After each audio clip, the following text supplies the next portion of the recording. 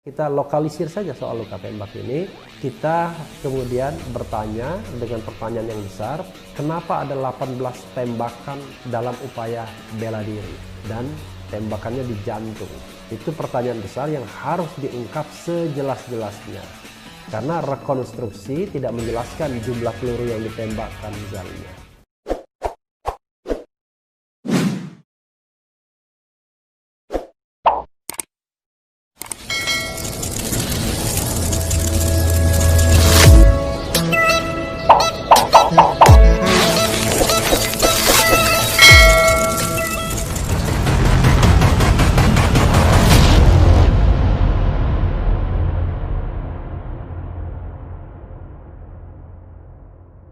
Assalamualaikum warahmatullahi wabarakatuh. Sobat era sekalian, jumpa lagi kita di channel yang keren ini, Keren Cadas. Selamat pagi semua, karena video ini di-take pada pagi hari ya. Sebelumnya video yang lain sudah kita tayangkan. Nah, ini saya ingin membacakan berita ya, yaitu mengenai hasil autopsi 6 jenazah Laskar FPI ya. Polri ungkap hasil autopsi 6 jenazah Laskar FPI ada 18 luka tembak. Menarik ya. 18 luka tembak berarti tidak salah kalau keluarga mengatakan ada yang luka tembaknya sampai 4. Karena kalau korbannya 6, 18 luka tembak, ya rata-rata 3 lebih ya. 3 lebih jadinya kan. 3,5 ya, hampir 3,5.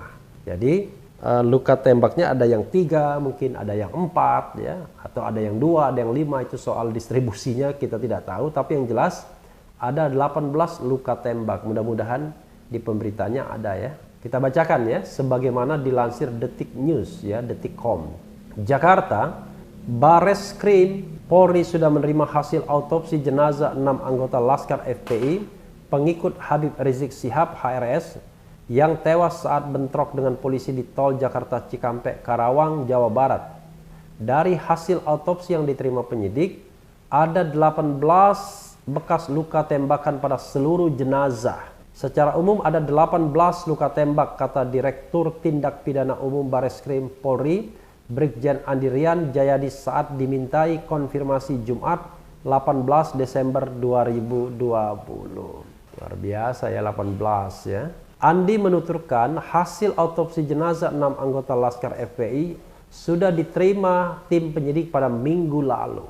Andi mengatakan dari hasil autopsi yang diterima tidak ditemukan adanya tanda-tanda kekerasan lain pada jenazah.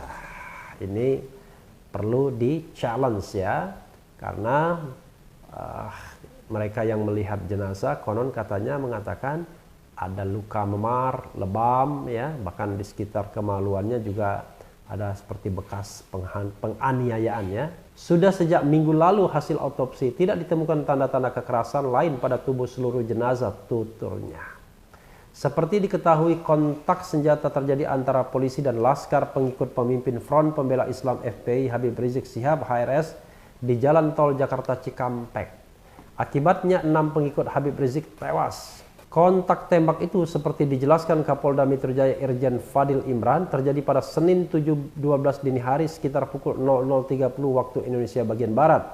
Kapolda Metro Jaya Irjen Fadil Imran mengatakan ke-6 pengikut Habib Rizik itu ditembak karena melakukan perlawanan.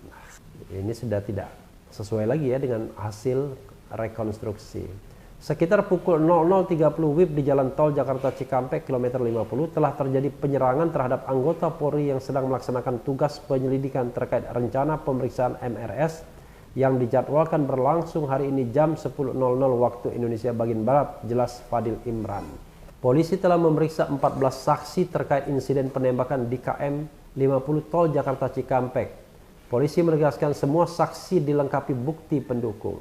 Untuk sementara kita sudah periksa 14 saksi, nanti akan kita buktikan mulai dari TKP pertama di Sentul, nanti kita cari saksi di sana. Kita perlu membuat saksi sampai dengan TKP berikutnya berkaitan dengan adanya insiden, kata Kadif Humas Polri Irjen Argo Yuwono dalam konferensi pers di Mabes Polri Jumat 11/12.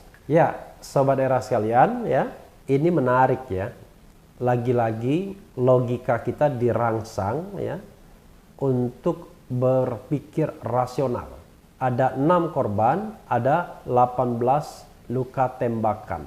Sementara dari pihak Laskar FPI hanya ada 3 tembakan. Itu yang dikatakan kan, sempat melepaskan 3 tembakan. Pertanyaannya adalah berapa tembakan yang dikeluarkan polisi pada saat yang dikatakan tembak menembak tersebut. Kalau 3 tembakan dibalas dengan 10 tembakan, maka agak aneh rasanya. Itu bukan lagi namanya membela diri, tapi sudah melakukan serang balik, counter attack, kira-kira begitu. Lalu 8 tembakannya di mana? Apakah 8 tembakannya itu di 4 korban berikutnya?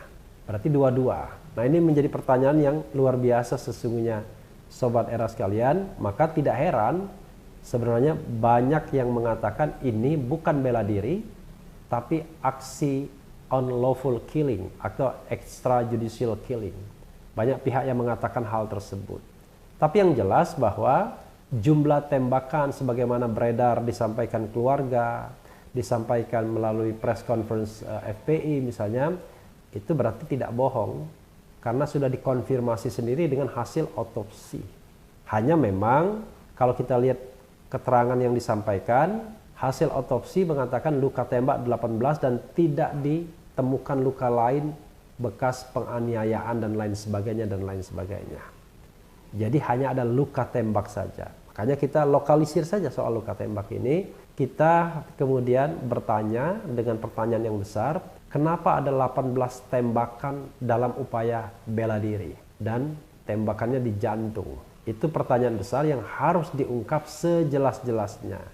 Karena rekonstruksi tidak menjelaskan jumlah peluru yang ditembakkan misalnya. Sobat Era sekalian begini, ada satu hal lain yang juga harus kita pikirkan adalah kalau misalnya terjadi tembak-menembak, apalagi misalnya tembak-menembak itu dalam kondisi mobil berjalan, maka sangat hebat ketika polisi misalnya atau aparat keamanan atau siapapun dia sekali tembak langsung kena. Artinya 18 peluru itu adalah 18 peluru yang dikeluarkan. Tidak ada yang meleset satupun misalnya. Tapi kalau ada yang meleset maka jumlah tembakan kan tidak 18, mungkin bisa puluhan.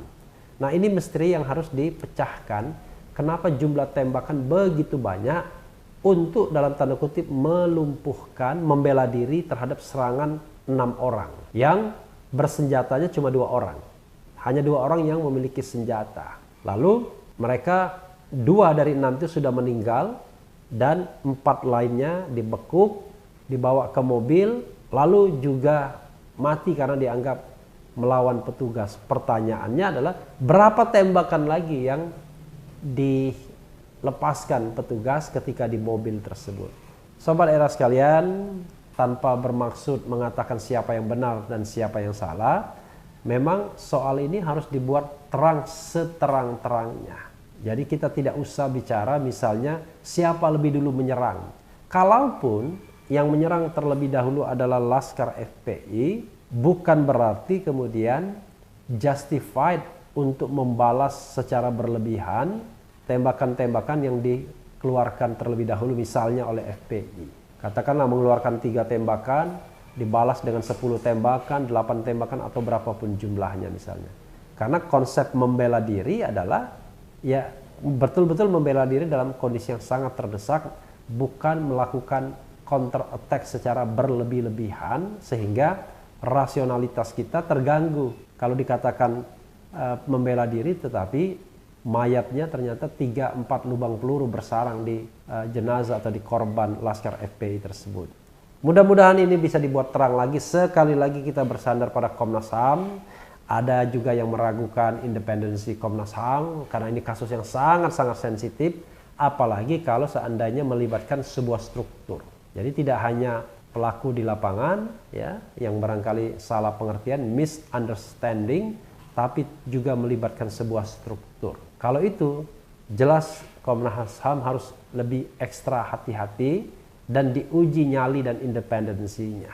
Dan semua kita harus mendukung dan harus betul-betul menjaga agar kasus ini bisa dibuat terang dan kita tidak berdosa sebagai orang yang membiarkan ketidakadilan berlangsung dan nanti 6 orang itu akan menuntut kita semua di akhirat, sobat era sekalian.